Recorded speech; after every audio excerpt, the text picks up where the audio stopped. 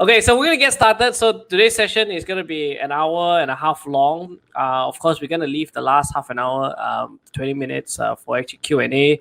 So if you guys have any questions, please post it along the way. And myself and Peter will try our best to answer that question. All right, let's get some disclaimers out of the way. So this is going to be purely educational. And because we will be talking about stocks, this is by no means meant to be financial advice. Okay, so if you need financial advice, please speak to your financial advisor. Okay, so today we're really here to educate you, to teach you a little bit more about stocks. Hopefully, by the end of today, you are going to take away more than and made the 1.5 hours spent with us worthwhile. All right. Now, today we're going to talk about risk versus reward. So I'm going to run the first session, and then I'm going to hand it over to Peter, and then we're going to wrap it up for Q&A. All right.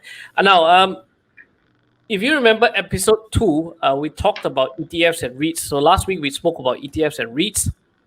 And really, this is just a refresher from what we covered last week. Most people perceive ETFs and REITs as lower risk. Okay.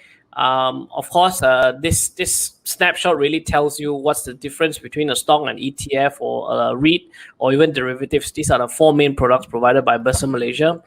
Basically, if you're investing in a stock, you are not investing in a ticker only. You are actually investing in a business, right? A business run by business managers. Okay, or like a better word, I call them business managers. The risk could be low, medium, or high. All right.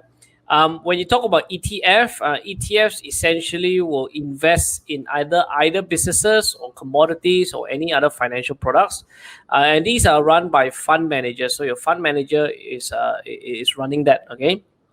Again, it could be low, medium, or high. REITs are essentially property managers. So the whole idea of REIT stands for Real Estate Investment Trust.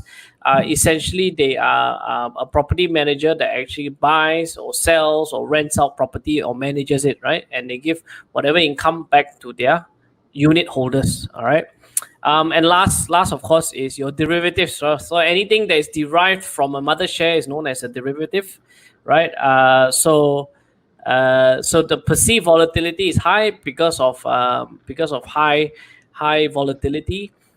Who manages it? You manage it ultimately. Okay. Again, low, medium, high. It's very much going to depend on yourself. All right. How well you know the product, or how well you know the products, or the investment tool set that you're investing in. Okay. Now, just to get started, because we're going to be talking about risk versus reward, right? And the whole idea here is that we're going to delve into stocks this time. So second episode was about REITs and ETFs. So we're going to talk about stocks. I like to take this very popular quote from Warren Buffett. He says he only has 2 rules to investing. Number 1, don't lose money. He says number 2 is don't forget rule number 1. All right. In fact, some people have taken this and turned the whole business out from it. Just rule number 1, right? Don't lose money. And this is going to be the topic for today. So we're going to be talking about around this sort of this topic here. Now let's very quickly define risk. I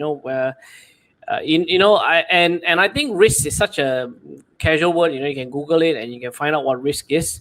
Okay, so I've got some questions here from Kid Moon. Where would you classify unit trust? Unit trust would be very similar to ETFs, except they're not traded on the exchange, but they are still funds, right? And they are also run by fund managers, all right?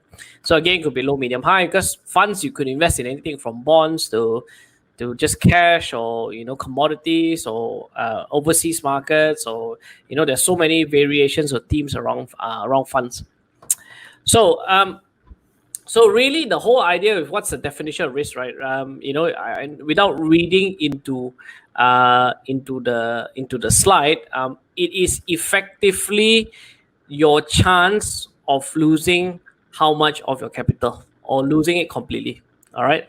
What is a probability of you actually losing your capital when you put in investment? So any investment will carry risk. what is known as what they call a risk-free asset or risk-free rate is typically known as your fixed deposit. So if you go to finance school, normally they'll talk about risk-free rate. Risk-free rate is effectively what kind of rate you get if you put your money into a fixed deposit today. You're essentially guaranteed a return, right? So the moment you get yourself out from a risk-free environment, you automatically take risks, right? So imagine if you go to an ATM today and you withdraw, I don't know, $5,000, right? The moment that cash is with you, it'll also carry risk, right? So where you're gonna put it in, so any asset class I can think of actually will carry risk, right? And the whole idea here is that you want to get a higher return for the risk that you're taking. That's the whole idea. And of course, there's this concept thrown about called risk weighted returns. Okay, so a lot of people only look at returns; they actually don't look at risk, right? This is the whole idea why we want to talk about it, and really essentially how do you manage it. Now, I think one of the first risks, if you talk about investing, is actually investment time horizon, and I'm talking risk specifically to retail individual investors like you and me, right? I see too often that people say, especially in the last few months when market has been quite hot, people come out and say, hey, I want to go into the market to kind of punt, right? And I don't think they even have this idea of time horizon, right? If I put my money into the stock market, I'm prepared to leave it there for at least 5 years, right?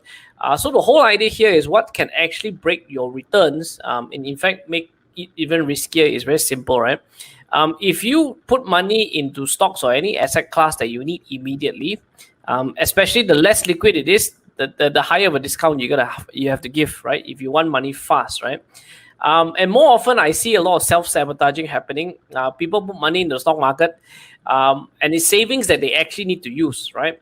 And the problem with this is that what happens is that if you put money in and suddenly you want to take it out, I can almost guarantee you from my own personal experience, it's where you need money most. It's where price is at the lowest. Okay, unfortunately, the universe is funny that way. But it's when you need money is when the stock price is at the lowest, right? So one of the risks that I want to get you guys to sort of eliminate or reduce is that, look, if you're going to put money into stocks, think about the time horizon, right?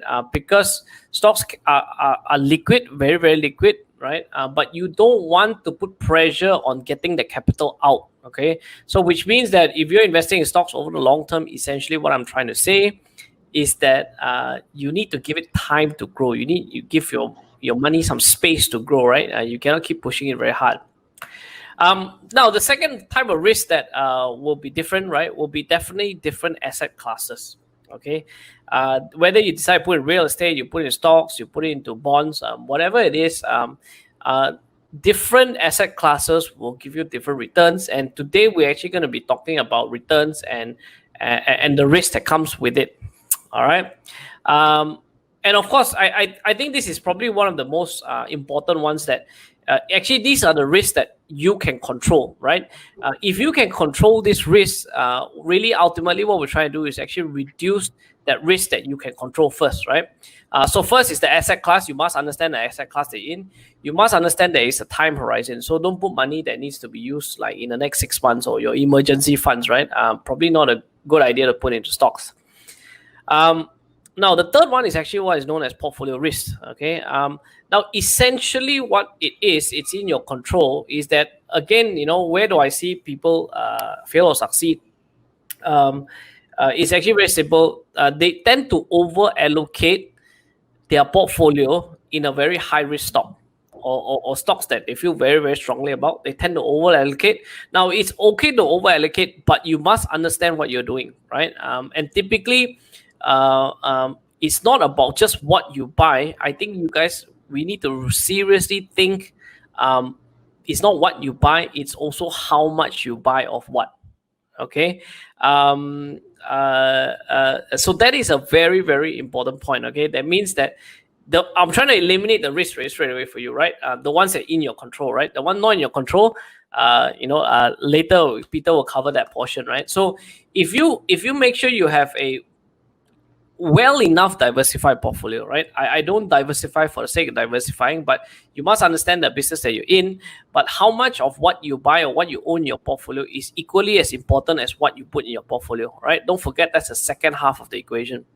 Um, uh, and to give you an example, how you want to limit some of your risks, right, is actually you may want to limit your exposure per stock, right? No matter how sexy it is, you say, look, maximum 10% or 15% of my portfolio, depending on the size of your portfolio, right? And say, look, that essentially will limit or manage that risk, okay? The last one that you can actually do, and a lot of people don't do, well, except for you guys watching here today, really is education, the skill, the experience, the managing of emotions. Ultimately, you are a very key part of that risk strategy that you are doing, right? You are involved in. What do I mean? I again, from my past experience, I see too often that people get very emotional about stocks, right? Especially when stock prices move up and down, right? And unfortunately, managing those emotions is not something that you can read a book and figure it out. Unfortunately, that doesn't work that way. But it's a very key point, right? To you succeeding and reducing that risk, right? Of course, education skills, at the end of the day, what I'm trying to say is you matter, right?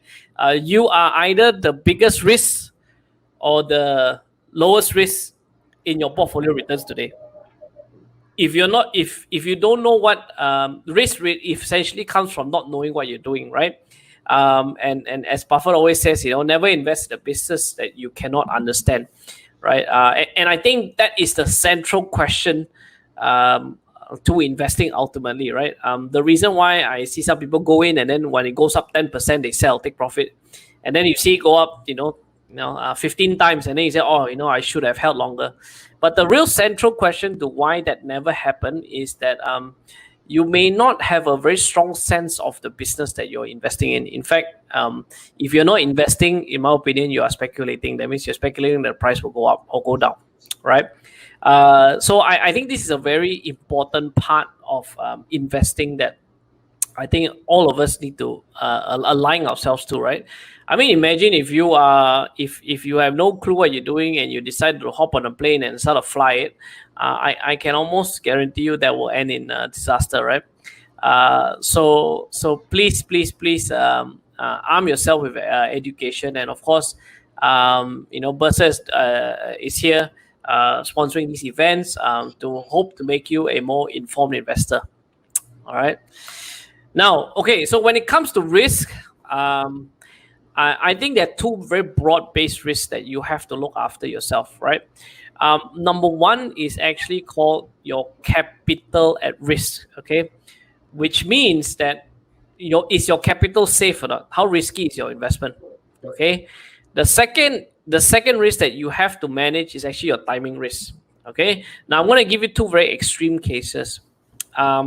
If you find a good business to invest in, even if you had timed it wrong or you were wrong about the timing and that the risk is high, let's say if the price is very high and timing risk is high, if the business continues to grow over time, your capital at risk will still be intact. Yeah, of course, if you buy at a very high price, you may not make a lot of money. Okay, but essentially, you need to manage these two risks. And if you're an investor, ultimately your capital at risk, that means the business that you're investing in, is actually very important to you, right? Now, these are both very important items, but I'm not saying one is. I'm not saying that you need to ignore timing risk. That's not what I'm trying to say. I'm saying that timing risk is also a very, very a crucial ingredient in making sure you succeed, right? But here's the thing, right? When is the best time to buy, right? Who will ever know, right? And because you will never know, the whole idea here is that you want to spread that risk out, and therefore you have strategies around reducing your timing risk. Okay. Later I'll talk about capital risk. Now the thing about you picking that stock, that risk ends there. Okay. What happens to the stock after that is predominantly really realistically out of your control, right? Today we're just reading up. I think there's this big thing that's happening. A German company, top 30, it's in the index, right? It just got called out for fraud, right? That is essentially something that you will not be able to predict, right? But if you had limit your exposure in that stock, then you will limit that risk. Okay. So this is something that you want to make sure that there are several elements that you can look at to actually reduce that risk, right? And the whole idea here is that I think a lot of people just look at return, or can I make 10x, 20x, right? Without actually thinking about what kind of risk, additional risk you're taking, right? I rather take a lower risk for a lower return, in a sense. If you take a low risk, but this is why I call risk-weighted returns, right? I would prefer you take a lower risk, but still get very decent returns, okay? Rather than take a very high risk on something or business model that's not confirmed, with the potential to make 100 times, okay? Now, I'm not saying that you will avoid both, but at the end of the day, that part is where you manage it with your portfolio allocation. Okay, now how is it that we define it here? What I've shown you here is actually the life cycle of a business, okay, a typical life cycle. So if you look at very popular now, angel investing or seed investing or crowdfunding, right? Those are all really essentially where businesses first start, right? They're first starting. They may just have a minimum viable product. It's not being commercialized. You're not really sure on the growth. But yeah, if that company does succeed, they will make a lot of money, right? But of course, for a lot of startups that do startup, most of them will fail, right? So if I bring you through a sort of life cycle here on the screen, I'm saying that a lot of businesses start off as a startup, right? Eventually, when they hit that hedgehog effect that you got, you're going to move into this thing called emerging grade, and ultimately you go to investment grade. And that's really when you see companies that move and change in that profile. That's really where your money is also made as well, right? So at what level you go in, it's very much going to be determined on how much risk you are willing to take, right? If you look at this, if you find a very good company that starts up, if I can get a pointer here, they move from startup to emerging grade, ultimately investment grade. Okay, of course there are big companies, that don't keep up with the times. They stop innovating, right? They get a bit lazy. Typically, what happens then, they move into a sunset business. Ultimately, if they fail and you get a new management, new capital injection, new business model, it may turn around. Okay, but if you look at in terms of the risk profile, each of these stages of your business actually carry different types of risks. Different, okay? In a nutshell. Now, the whole idea here, why I'm showing you guys this, is that I want investors to start thinking about what is the percentage, right? However you classify this, right? You can call it low, medium, high risk, for example. How much of your investment is actually in something that is high risk, right? And that risk profile is something only you can decide on, right? It depends on how much you understand the business, right? Or the business model or the market dynamics and so on and so forth, right? So if you look at these 6 categories of stocks, ultimately what I'm trying to tell you is that part of your portfolio allocation, you must determine whether it's low, medium, high, or extremely high. Okay, and one of the things that you can do, right, in your portfolio today, you want to look at it. Look, how many percent of this will? Let's say I got 10 stocks. I'm going to figure out each stock equals to what weightage in my portfolio, and then if I can sort of grade them myself and look at the risk, you actually get a very clear indication on the portfolio that you're in, right? I mean, if you say, look, I'm limiting myself to 10% allocation for risky stock, I cannot buy 10 risky stocks to say that, yeah, I've diversified it away, right? I don't believe that happens, right? The whole idea here is that you want to have a combination of investment grade, emerging, or startup, also turnaround in your portfolio, right? And the whole idea here is to look at your risk profile. Are you maybe the problem with risk is the other way around, right? So I see a lot of people who are very conservative, so they only buy very, very, very low risk kind of stocks, but they are expecting very high return. So what I'm trying to bridge you in this session today is that I'm trying to bridge that expectation as well, right? A very very large company that's already grown and they've been in business for a long time, and the business is working. That's probably growing at 5% a year. They're unlikely to give you a 10-time return in the next 3 years. Okay, just to give you an idea. So it's really about managing that expectation of return ultimately. All right. So actually, I have some case studies here which I just want to share, and the whole purpose of sharing some of this is to give you an idea. When I talk about startup, emerging grade, investment grade, sunset, or turnaround, any of these 6 categories of stocks, I just want to give you a sense of what kind of returns you may be looking at. Okay, just a sense of returns. Okay. Now, if you look at, so I'm going to show some very famous stocks that I think everyone knows about, and I just want to give you a comparative study very quickly, right? So what I did was, I think if you guys have heard, if you can go to Google Fang, I think it's a very popular, how do I say? It's a very popular acronym or abbreviation, right? It's a very popular abbreviation. What it stand for? Of course, it's been extended over time. Originally, I think it only stood for Facebook, Apple, Amazon, Netflix, and Google, right? I think now it's included Nvidia, Fang. Tesla is also part of Fang as well, right? It's actually to represent tech giants, right?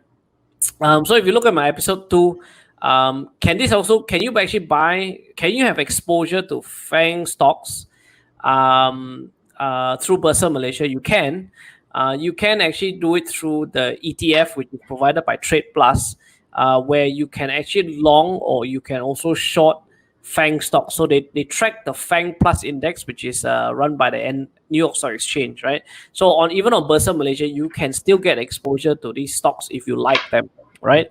Now, these are all global brand names. Likely you guys are all already customers or you use their products, right? These are all global businesses, very big companies. So one of the things that we did was I'm not sure if this is big enough. I hope you guys can see. If not, let me try and increase the font size a little bit, yeah.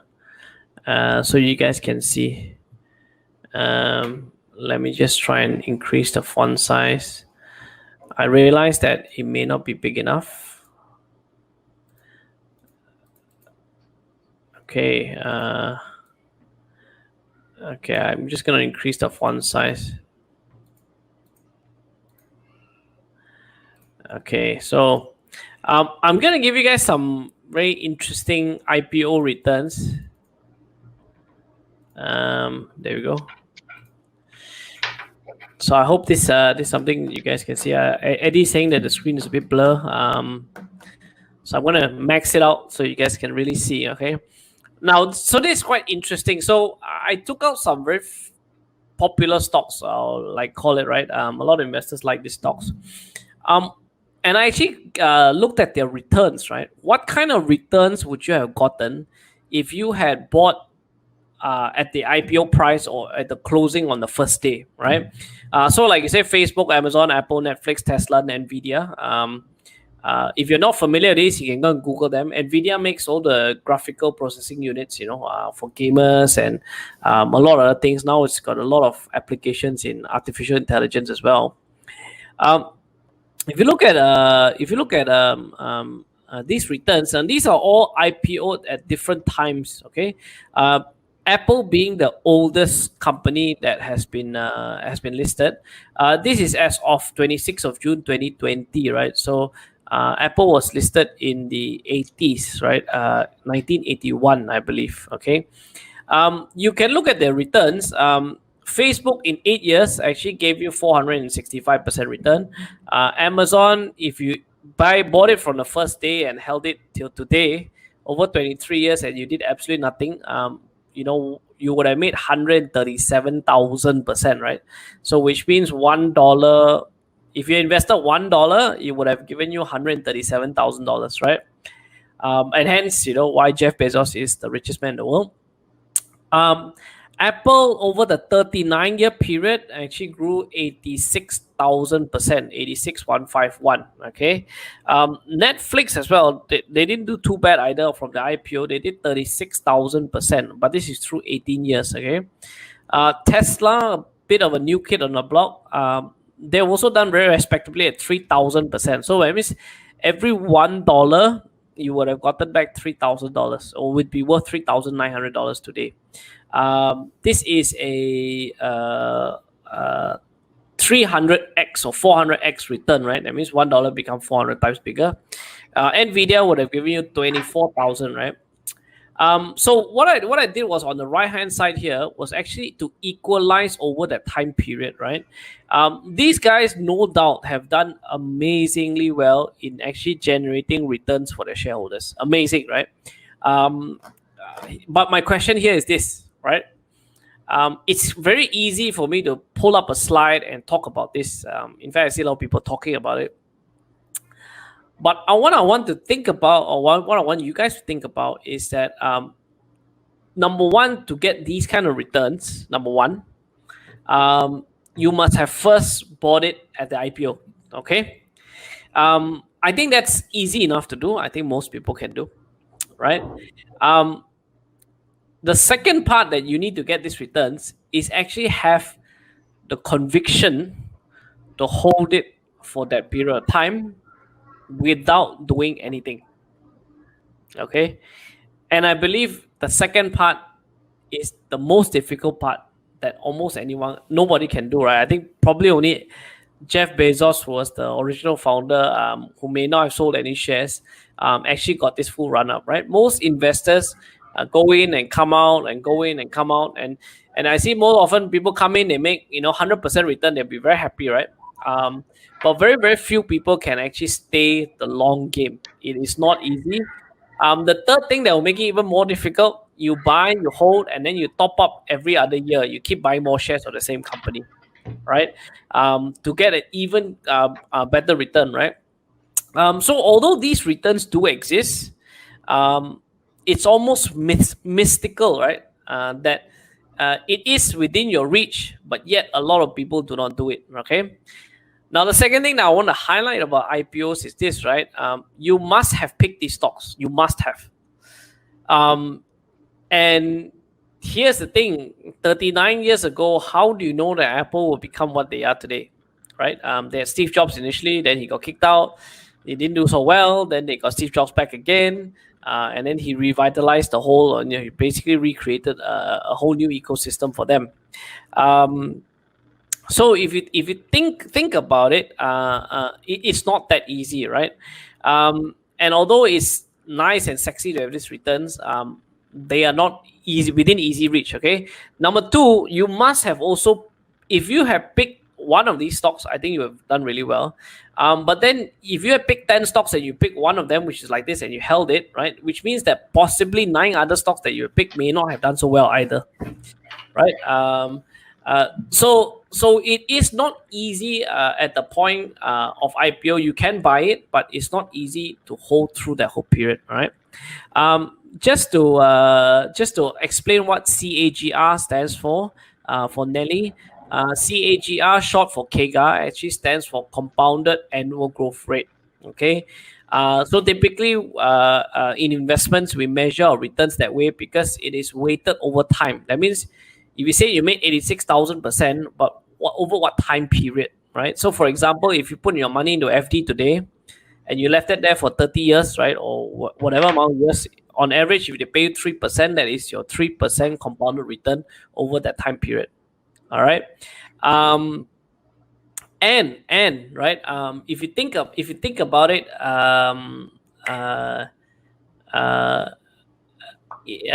in a sense that most people only look at absolute return without factoring the time, because time is also capital. Time is also a currency. Okay. Now I got a very good question here from Kwang Seong Lim here. Which stock in Malaysia has a potential return of generating the same return like Fang, right? Now, I think it's almost unfathomable to think, look, US is a great place for innovation. They grow. most of the big brands come out of US, right? What chance does Malaysia have, right? Investing in Bursa Malaysia. Actually, that's my next slide. Okay, so so the question is how many stocks. Now, what I want to do is let's do it a weighted basis, right? So if you only look at the total return, it's not a fair enough judgment. You must look at the compounded return, right? So compounded return and time, right? So on average, the Fang stocks, maybe I would put it at maybe 15 years if I just did a very simple average, right? And you got the highest Kegel of 44%, but that's on Tesla. And the lowest Kegel of 18% of Apple. But don't forget, 18% over 39 years, it is a very commendable return. Okay, so if you look at the lowest return is 18% compounded. Netflix 18 years is 38%. Tesla is 40%, right? So if you're on just FYI, the long-term return for Buffett over 40 years is actually 20%, right? So I just want to give it, but these are returns excluding dividends. Okay, so I just want to give it just pure share price only. Okay, so let me try and answer that question. If you guys saying, look, if Bursa Malaysia, what chance do we have, right? Now, and that's the funny thing. So when I actually did these slides, I'm thinking, I thought the same, like, only US will have this kind of returns. There's no way Malaysia can get these returns, right? So I show you in a graphical format what they look like, right? So you can download all these slides later, don't worry. But this based on the absolute return. If you look at the Kegel return, this is the kind of Kegel return that we're getting, compounded annual growth rate over time. Okay. Now don't forget Tesla is 44% because only 10 years. All right. Now then let's look at Malaysia, right? So in Malaysia, I tried to pick what is our equivalent of a Fang return, right? What kind of stocks gave you those kind of tremendous returns? Their business grew over time. And they're about maybe 15, 20 years old, not too old. So about the same range. Does Malaysia have stocks that actually give this kind of return? So I'm gonna I know it might be a bit too small, so I'm gonna enlarge all the font to make sure that you guys can see it, right? So I have 5 stocks here actually.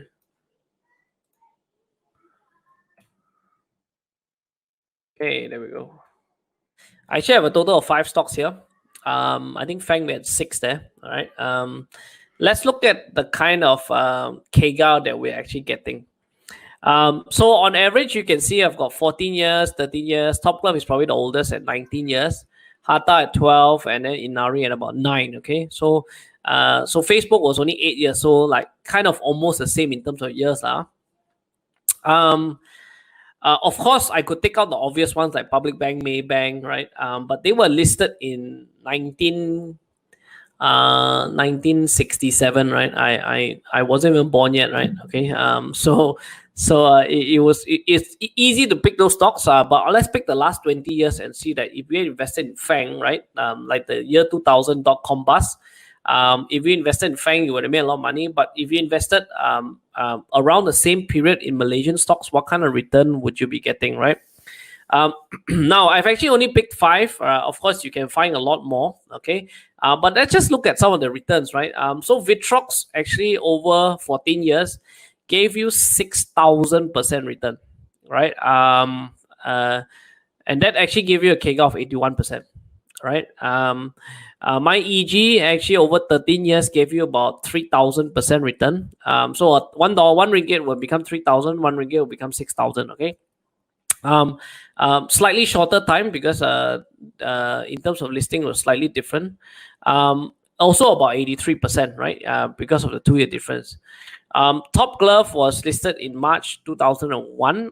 So it's almost 20 years. As of Friday, this gave a 33,000 return compounded return. Okay. So you can see kind of, or even Harta Lega gave you 7,400%. Inari at about 9 years gave you 1,756%, right? Actually, all these Kegas are very, very, very highly respectable, right? So if you look at sort of the same time period for more of the sexier stocks that we looked at in overseas, actually like for like, in terms of pure returns, some of these Malaysian stocks gave you a even higher compounded return, right? And they are not exactly very sexy tech stocks, right? Of course, I could have included someone like Nestle, which is very boring. Their returns are also very decent. But I just want to give you an idea. So if you look at back, we're looking at 20% to 40% return.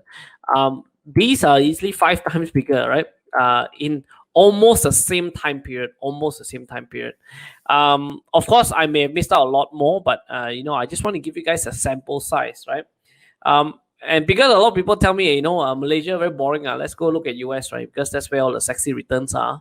Actually, if you look at it like for like, the returns that you can find here, of course, there are not many Google, Facebook, Amazon, Apple stocks. There are also not many stocks like this in Malaysia, right? But if you're lucky enough to put one of them 10% in your portfolio and held it for 15 years, you'll be very, very wealthy today, right? And so the whole point here is really, can you understand the business that you're investing in? All right. Now let's look at emerging grade. So emerging grade, so these are stocks from the IPO itself. What I wanted to also highlight is that from the emerging grade side, so let's say they've been running their business for 5 years, they sort of got that thing going, right? And I did 10-year returns, right? So in the last 10 years, again, let me make these numbers a little bit bigger, so for the benefit of everyone.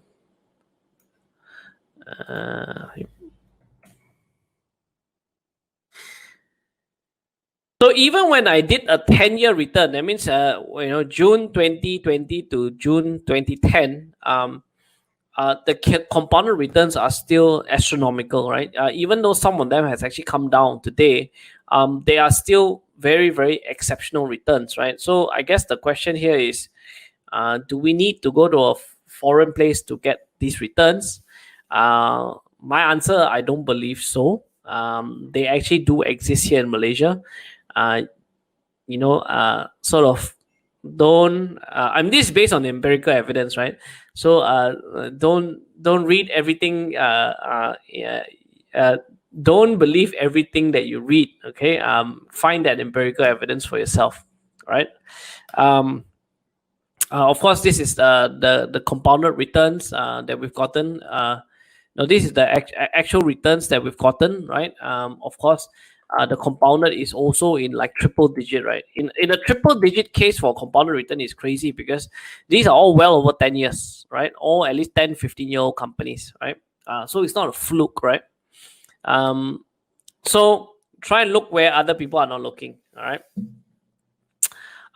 Now, when I talk about investment grade returns, right? So I then bring my sights onto what I call investment grade stocks. Investment grade stocks are those companies that have been around for a long time, or commonly known as blue chips, right? They make profits, they pay dividends, they have got cash flow, they've got free cash flow, right? So very stable companies, right?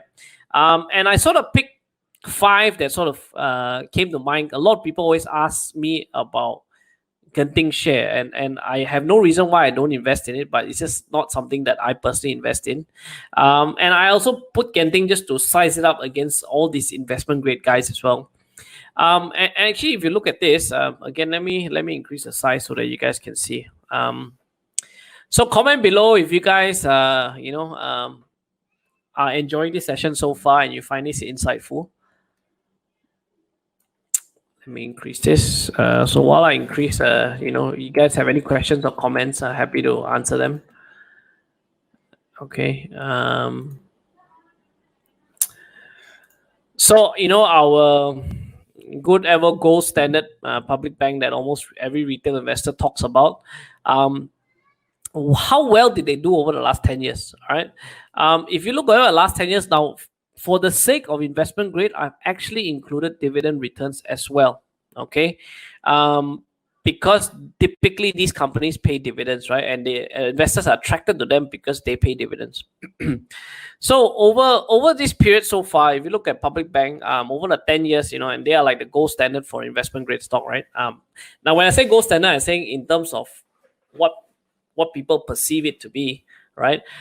They actually gave you a 6% return, so it's only slightly more than your fixed deposit rate, right? Of course, this today where we are, of course, some prices are down, but it's nothing really that fantastic, right? It's nothing you're going to be shouting about. Maybank, on the other hand, is also quite similar. In fact, Maybank gave even more dividends during that same period, but the share price today is the same price as it was 10 years ago. Okay. Also, I'll give you a return of 6%. Nestle, on the other hand, was actually one of the it's one of my favorite stocks. But Nestle is one of those big giants that kind of broke through the common thought process that they will be growing very slowly, and it's a very boring stock. Actually, this very super boring stock gave you a 17% compounded return, right? If you have just bought and held it, and they would have returned almost 78% of your original investment over the last 10 years. So it's just a 10-year period. You buy whole, do absolutely nothing, right? And you would have gotten a compounded return of 17%. Now, this is also very, very respectable for the risk that you are taking. So this is where I talk about risk-weighted reward, right? In a sense that I'm getting 17% Kegel on a very company that I'm taking very little risk on, right? So this is actually very exceptional returns. Mohammed Haipal actually asked, what is the difference between compounded and normal return? Compounded, it must look at it over a period of time, right? You can't say, look, I made 100% today. So if you think about it, this stock I bought, I made 100%. That's the absolute return. $1 became $2. But there is a big difference if it took you 1 year to achieve that, 5 years to achieve that, and 10 years to achieve that, right? So in a way, it's a time-weighted return. So if you take 1 year to achieve it, then your compounded return is 100%, right? But if you took $1, $1 became $2 over 5-year period, then your compounded return is actually 15%. Basically, what it means is that at each point, how much does it compound over time, right? So compounding is, you can go and Google what compounding is, but essentially that's what interest on interest or profits on profits. Okay, that's essentially what it is. Now, FNN also did pretty well, and these are like consumer-based stocks, right? Which you guys have in your household, and they're really giving you some pretty exceptional returns even in times like this.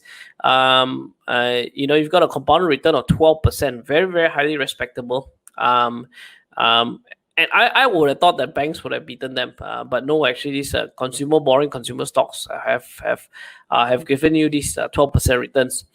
Now, Genting, on the other hand, if you look at it, of all what I call inverted commas blue chip stocks that people love to talk about, this is their 10-year returns. So 2010 till now, I use all the same time frame, right? Of course, they are now in a very exceptional period. But nonetheless, if you look at the dividend payout, it is actually the lowest amongst all of these common blue chip stocks here, right? Of course, today it's in a negative position. You would have lost money if you have bought it over a 10-year period, right? But I just want to give you an idea what investment grade stocks, what kind of returns that you will be looking at, right? So you're going to do with startup IPO stocks. Again, it's easy to buy, but not easy to hold all the way. Does Malaysia have this kind of Fang returns in very short? Yes, we do. Sometimes we try to look outside. Grass is always greener on the other side, right? Okay.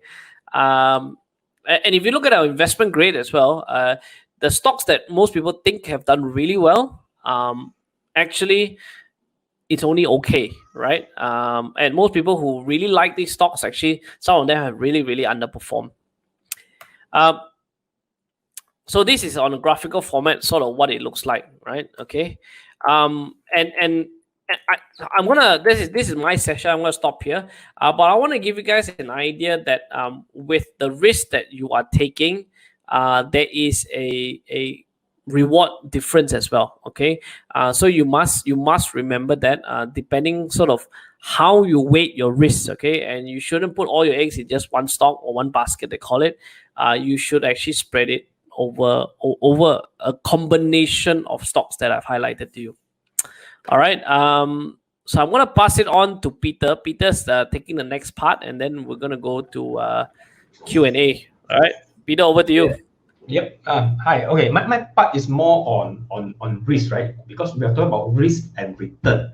Um, our Wikipedia definition of risk aside, let's look at how investors really look at risk.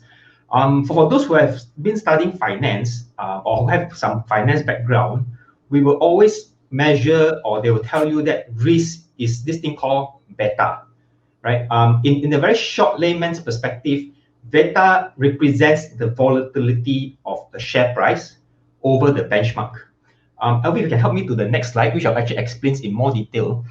Okay, you look at this chart. This chart actually shows the return of telecom, which is the black line, and of course the FBM KLCI index, which is the red line, right? So in Malaysia, most of the time we are using KLCI as the benchmark, as the representation of the market. Now, if you look at the chart, the telecom chart, which is the black color, compared with KLCI, which is the red color, you'll notice there are some period where telecom share price doesn't move as much as the index, but there are times where it actually moves more than the index. If you look at the period at the far right side, which is around 2017 and 2018 area, if you notice the index only fall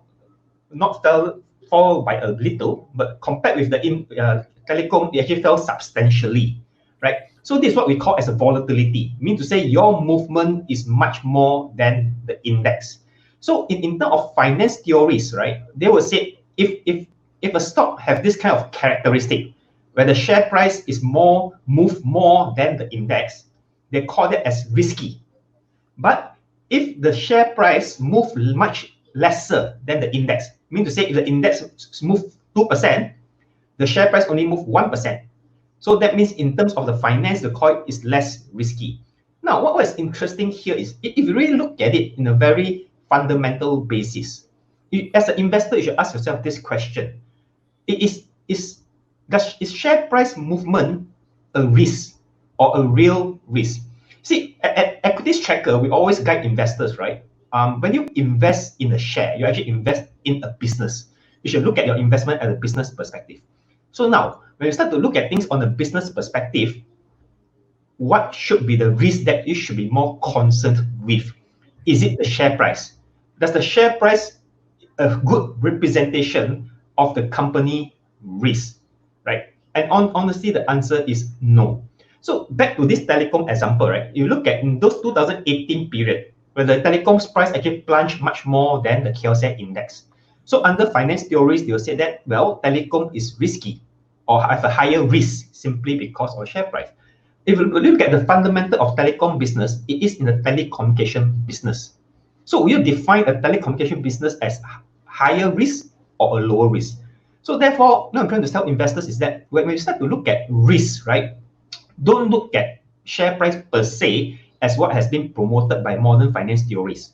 What you as an investor, you should be more concerned with is what is the business risk. And Elvin, if you can help me with the next slide. So when we talk about business risk, what are the risks investors should be more concerned with, right? Of course, number one, you should look at business perspective. So you should be asking business-related risk. Like for instance, sales. What is the risk to the revenue? Will there be a change in buying habits? Will there be a change in the trends which will affect the company's sales? What are the purchases risks, right? Are the company over-relying on a certain supplier, or there's a multiple supplier to diverse it? What are the risks of the raw materials, right? The supply of raw material costs. What are the risk of labors? Are the company able to actually mitigate, try to solve labor shortage issue? Has the company incorporated automation to reduce reliance on labor? And of course, regulation and so on and so forth. So that's why there's a very big distinction between what, as an investor, you should be worried about in terms of risk, as opposed to what the academics are trying to propose what risk is. On their angle, risk is the volatility of a share price. As an investor perspective, you should be concerned of the risk of a business, right? So if you really think about it, assuming really that the risk of a business is based on the share price. So are you telling me that unlisted companies like Sdn Bhd, which does not have a share price, means they got zero risk because there's no share price? So if risk is measured by shares. If I go to my next slide, I think we always hear about high risk, high return. When you talk to anybody, they'll tell, well, high risk, high return, low risk, low return. So now, but then another perspective is low risk, high return a fairy tale? Is it really impossible to have something that is low risk but high return? Well, I think the answer is actually there is. Like what Alvin mentioned very earlier, what actually is risk, or what actually can consider as risk, is what you know. Okay, let's use this analogy, right? If I were to turn back the clock to when you were 15 years old, right? And you try and be sneaky and you try to drive your father's car out of the porch, right? So 15 years old, you took your father's key without his permission, you try to turn on an engine. Now, what is the probability within the next 30 meters you'll bang something in the front or you bang something at the back? I give you a good 98% chance, right? You are either going to bang something in the front or bang something back in the next 30 meters. Fast forward now, right? If now I have to ask you the question, what are the chances of you, when you drive your car, you're going to bang something in the front and you go bang something in the back? Of course, some of you will be very confident, say no, it's 0%. But let's be more conservative, say, okay, maybe there's only a 2% chance that I will bang something in the front or bang something in the back. Okay, now, what is the difference? The difference is not because so much of the car. The difference is you know how to drive. That's it. So knowledge minimizes risk. So I won't say knowledge eliminates risk. Risk can never be eliminated. Risk can only be minimized.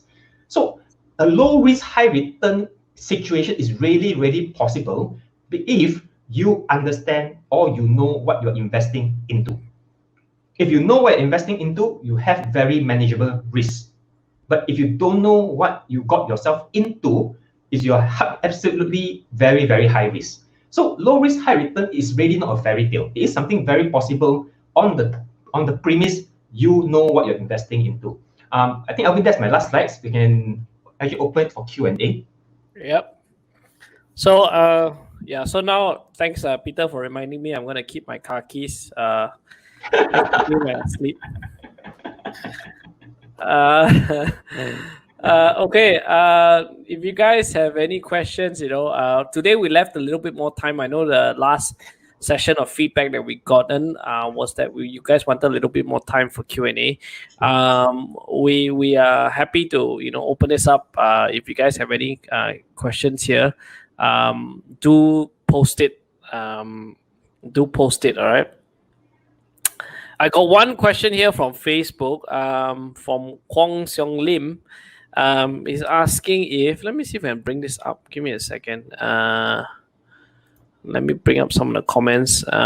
Whether you're tuning in for Facebook or YouTube, let me know.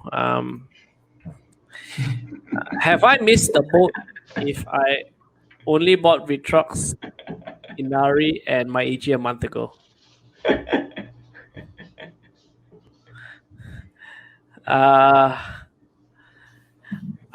This is exactly why we say that it's not that easy, right?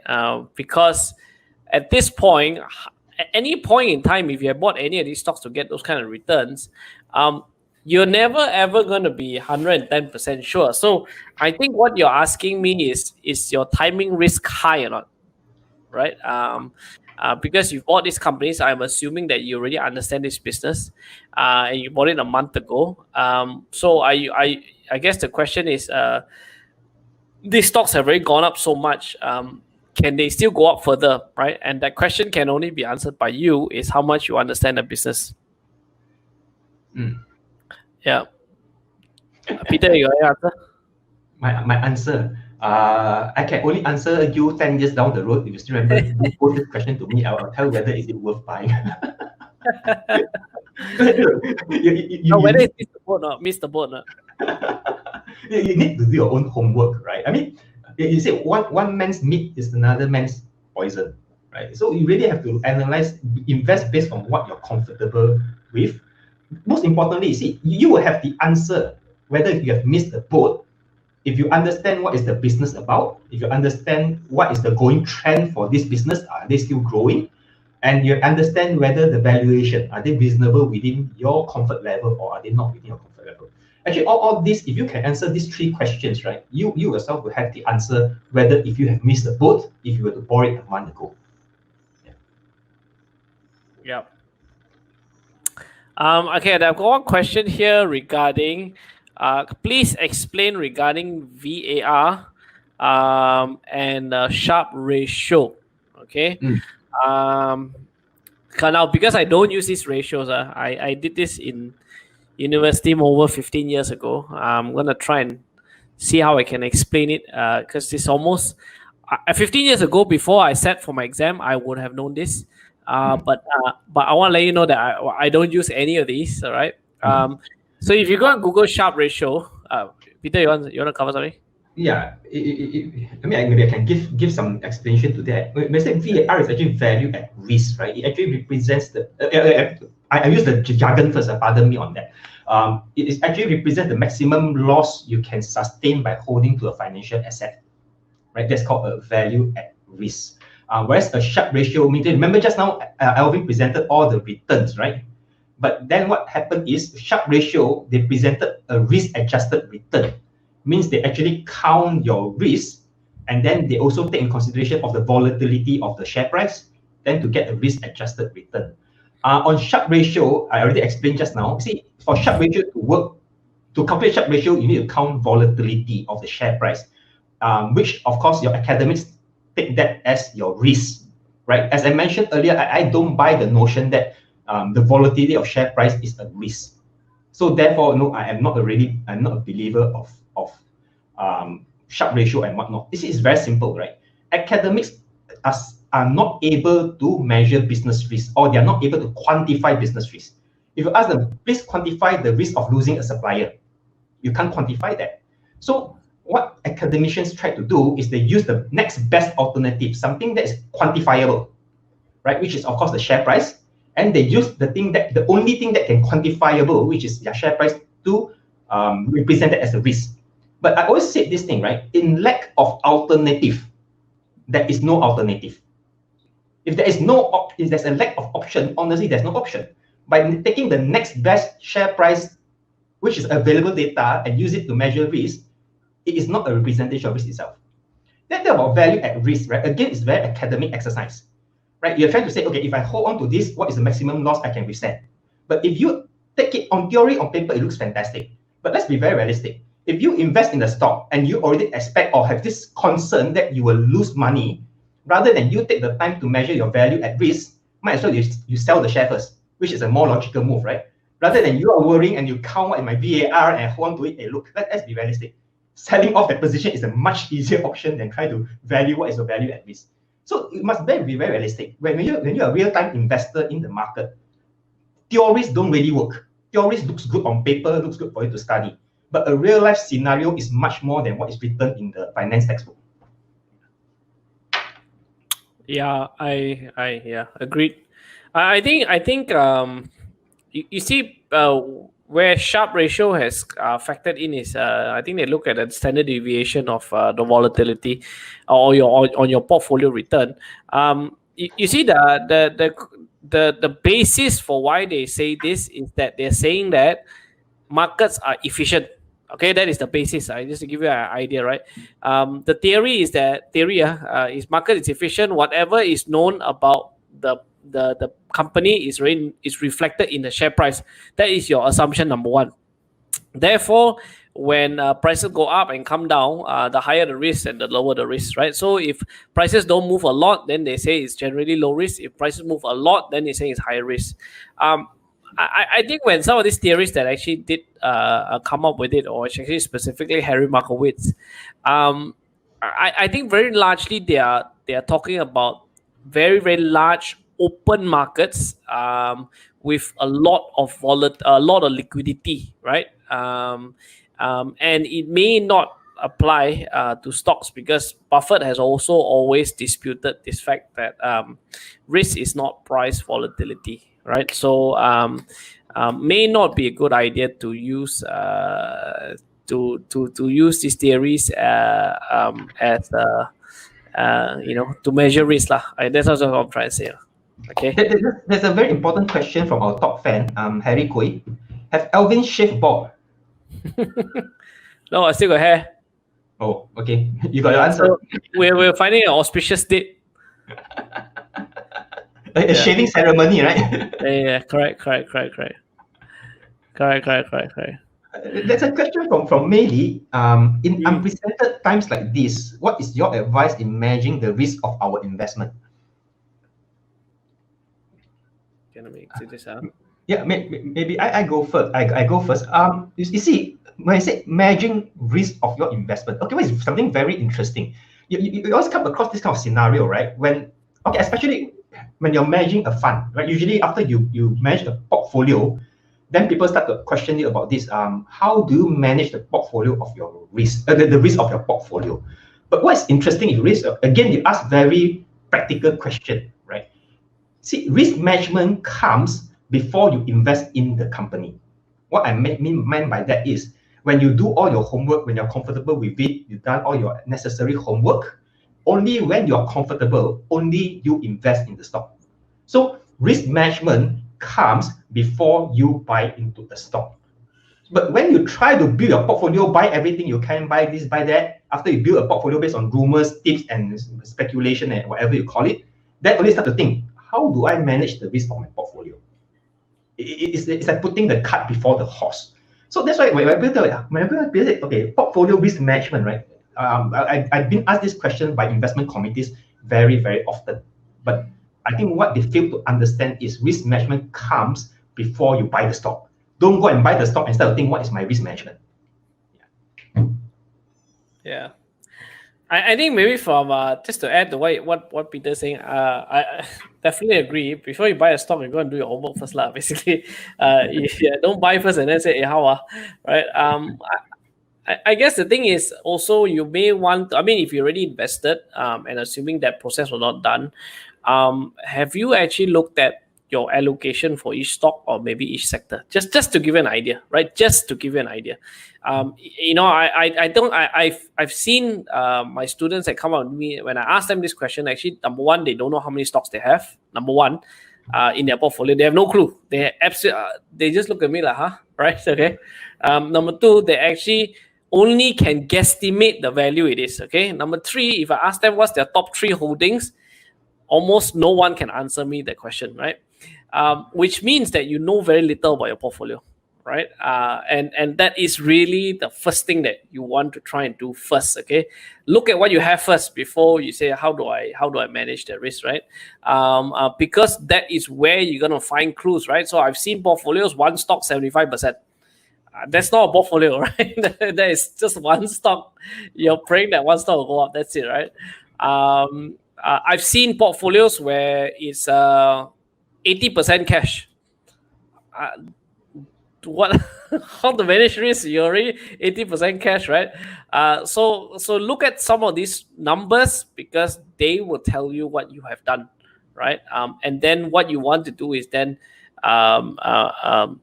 find a way to find to something you are very comfortable with. Right now, you actually, if you cannot answer those questions, means you don't know what your risk is anyway. So you cannot answer whether you're comfortable or not comfortable. All right, so that's really the first step. Okay. What's the next question? CK Chang, for bear market situation, which market instruments will be good for investors looking to make returns? This. I give you the technical answer first, okay? Yeah, because this is a show sponsored by Bursa Malaysia. I'll give you all the instruments Bursa Malaysia has to offer for bear markets, right? I know they just announced that regulated short selling has been extended till 31st December.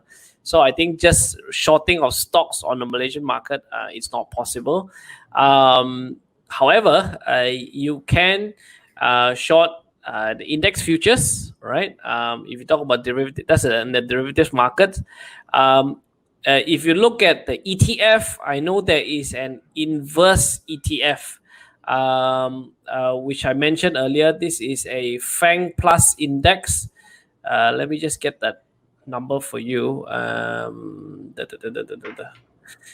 I believe there are two leverage. There are two inverse ETFs that are listed on Bursa Malaysia right now. One is that tracks the FBM KLCI index, and the other one actually tracks the Fang Plus index. So those are the shorting instruments that I would say good, but I'm saying those are the shorting instruments on Bursa Malaysia that are available to you right now. You want to add something, Peter? I think for buy market situation, which instrument will be good for investors looking to make returns? I think the answer to that is what kind of time horizon, like what Alvin mentioned, the timing risk, what kind of time horizon you're looking at. In a bear market situation, if you are a investor or looking at a longer time frame, let's say 1, 2, or even 3 years perspective, the worst market condition is the best time to buy. When there is fear in the market, when there's blood on the street, when everybody you meet just asks you to sell all equities, right? That's actually the best time to buy equity. But like I said, it really depends on time horizon. If you're not trying to trade and make a quick bucks over the next 1, 2 days, 3 days, there is often other options. But if you're looking for a longer term return, right, definitely the bear market situation is actually the best time for you to invest in equities. Yep. Bear market instruments. Okay. Okay. So let's look at the next question.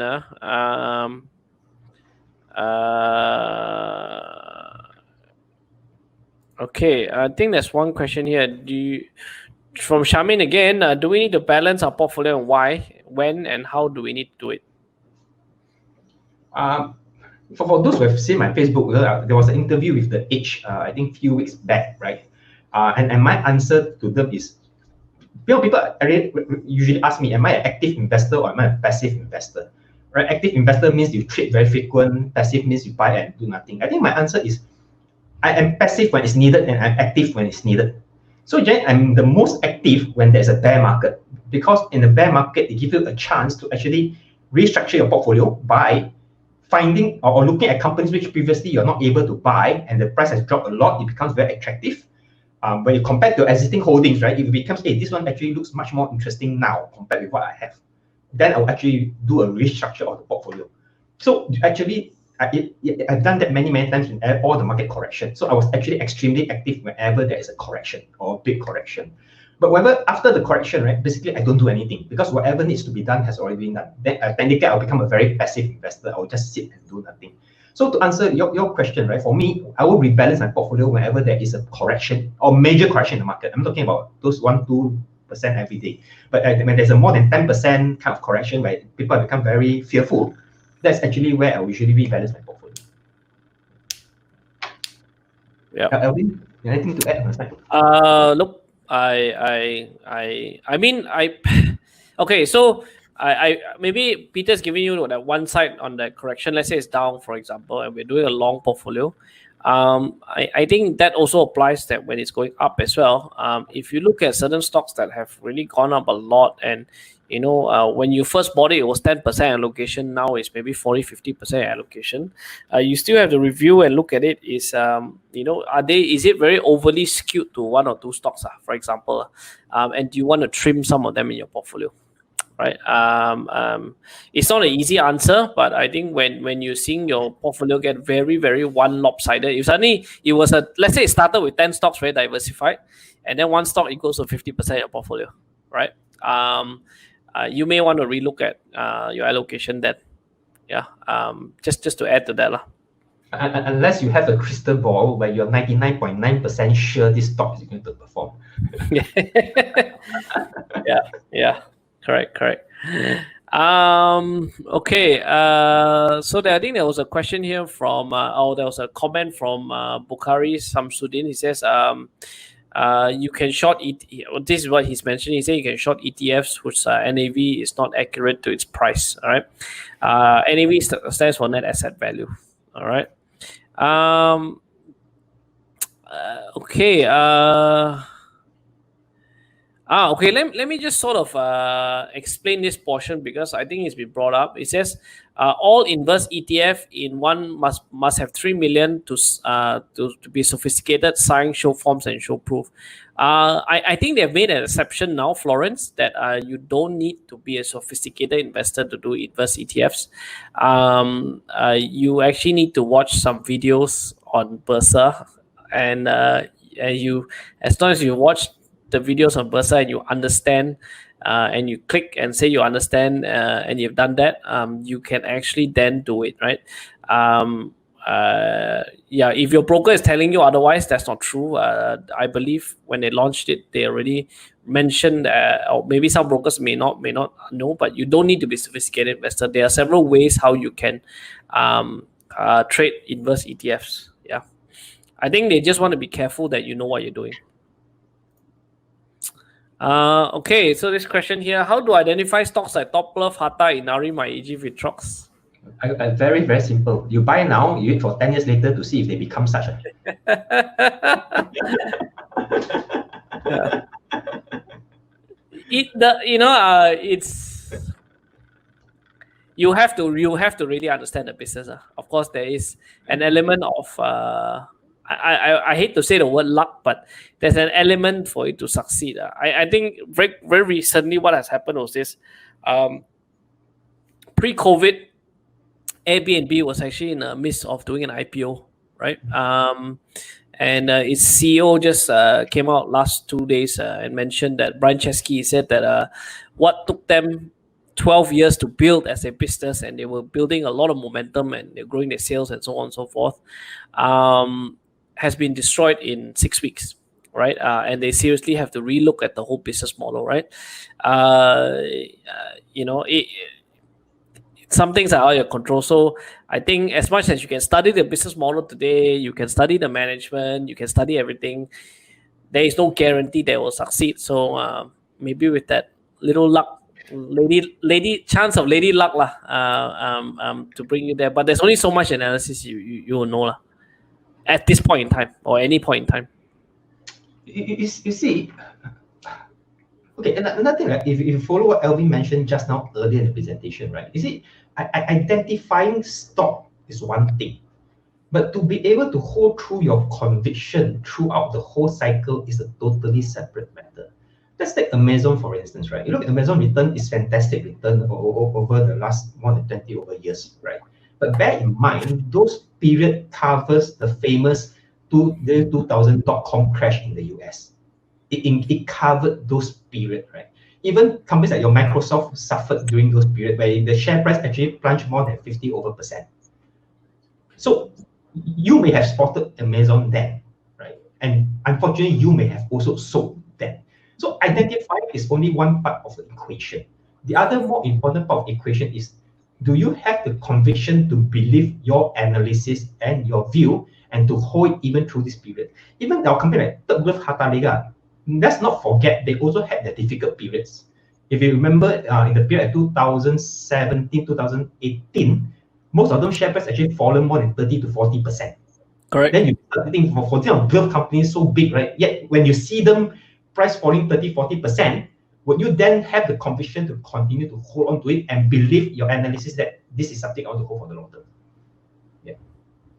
Yeah, I agree. Identify is only one part of the equation. Having the conviction to hold on to it is the more important equation.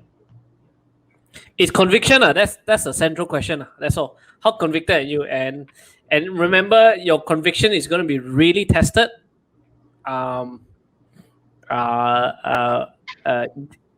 Maybe the full stop. Your conviction is going to be seriously tested over the time period, right? So imagine if I put it the other way, right? Now Airbnb saying that they might be shutting down, right, or they've lost a lot. If they were listed, would you still be buying shares today? I don't know. 10 years time could be 10x, right? Example, right? I don't know, right? But have you got that conviction? Like, what information tells you today that with certainty, a high degree of certainty, that their business model will continue on its trajectory and this is only temporary? I don't think you can find any evidence today. To be honest. So it is. Maybe I call it inverted commas lady luck, right? Or hunch. There's a very funny comment from InMK. I think if stocks have marriage certificates, everyone will do better. Aha. But then again, you forgot about the divorce rate also. Yeah. I mooted this idea, and I thought, but of course, no one will like it. But I said you should tax people if they sell stocks early. And that will sort of get rid of the whole idea of let's speculate and let's see what happens tomorrow or day after or next week, right, or 1 month later. But yeah, I think good comment from Yin. Yeah. Okay. I think we're coming sort of close to the end. Let me see if I can answer. Okay, so we've got a long question here. Peter, this for you. Last time you mentioned tech stocks and some Facebook comments on time.com having good fundamentals. It went up a lot, and I think going forward will still be a good choice. Well, we need to find more good stable stock like this. The truck, and I think it's gonna do really well in the future. It's more of a comment, I think. Yeah, it's not a question, I think that's not a question. I think that is a comment, right? Yeah. This is definitely a question,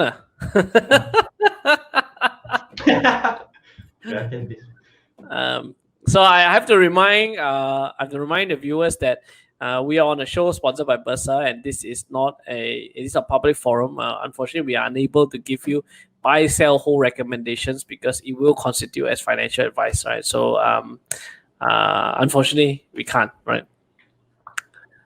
Okay.